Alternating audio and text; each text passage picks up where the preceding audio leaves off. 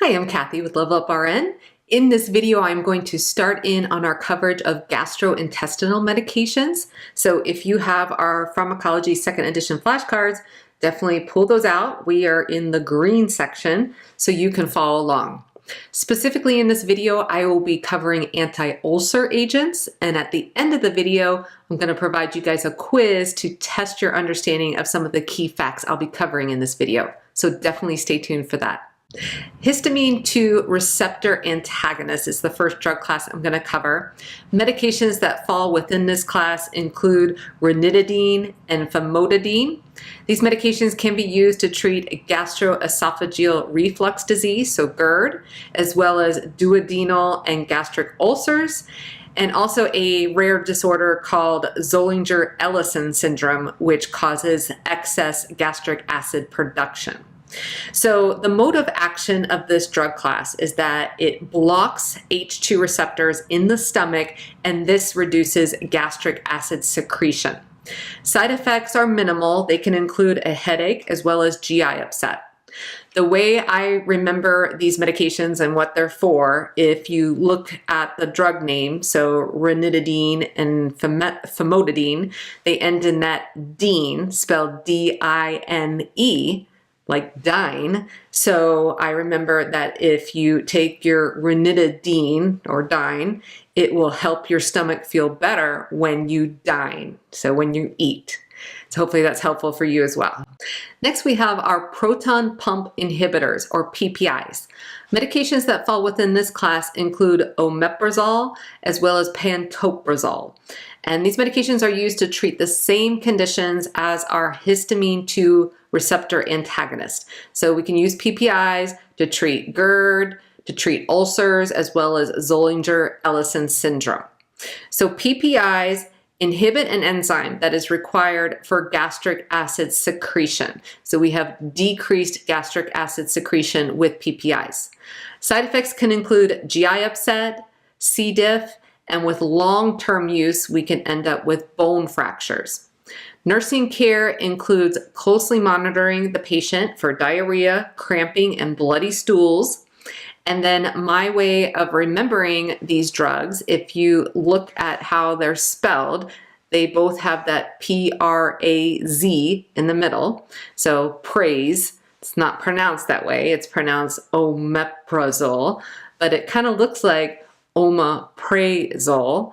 So my son's little tip for how to remember this is I want to praise you for taking your anti-ulcer medications.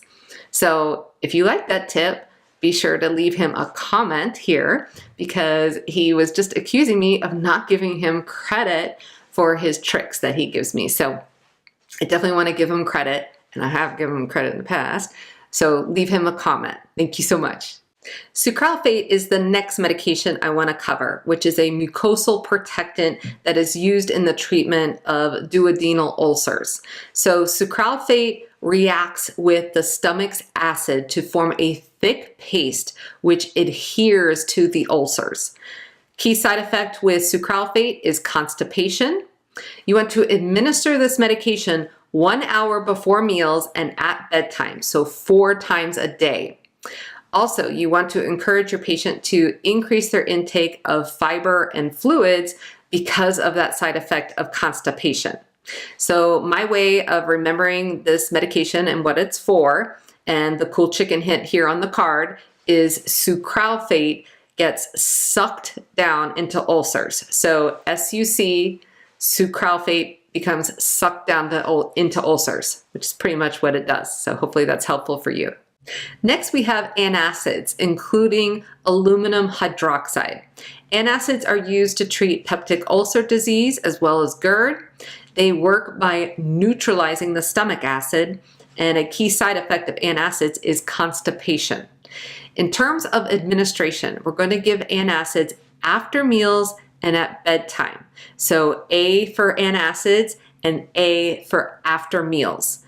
Another important thing to know about administration is that we never want to give antacids at the same time as other medications. So we want to give antacids 1 to 2 hours before or after other medications.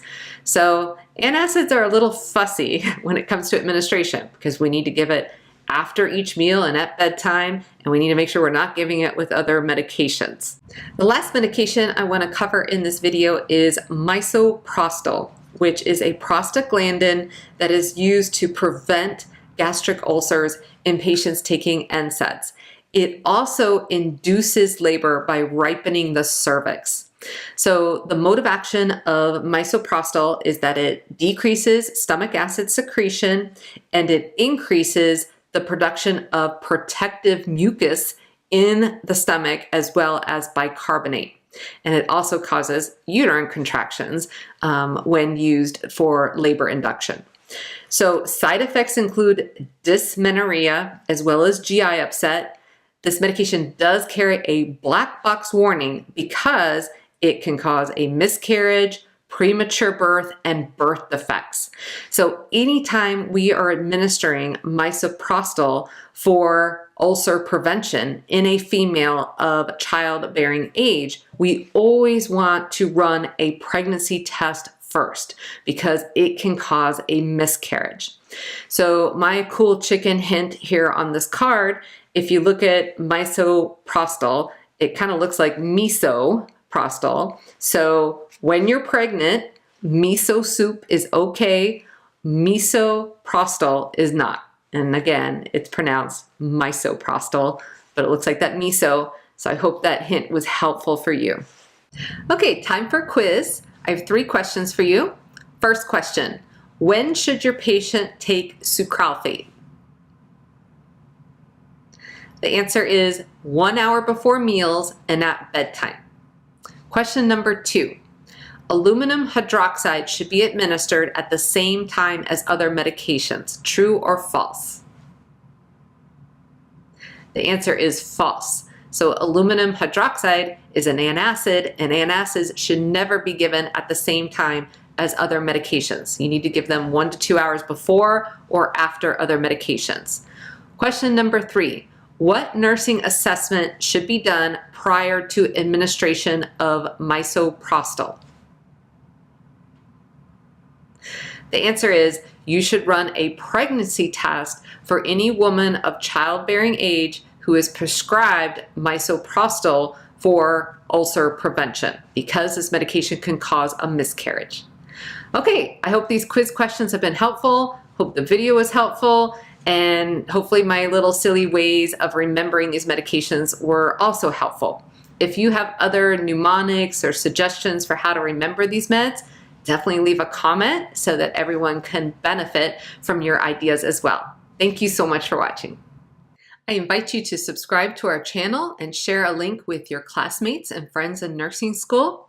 If you found value in this video, be sure to hit the like button and leave us a comment and let us know what you found particularly helpful.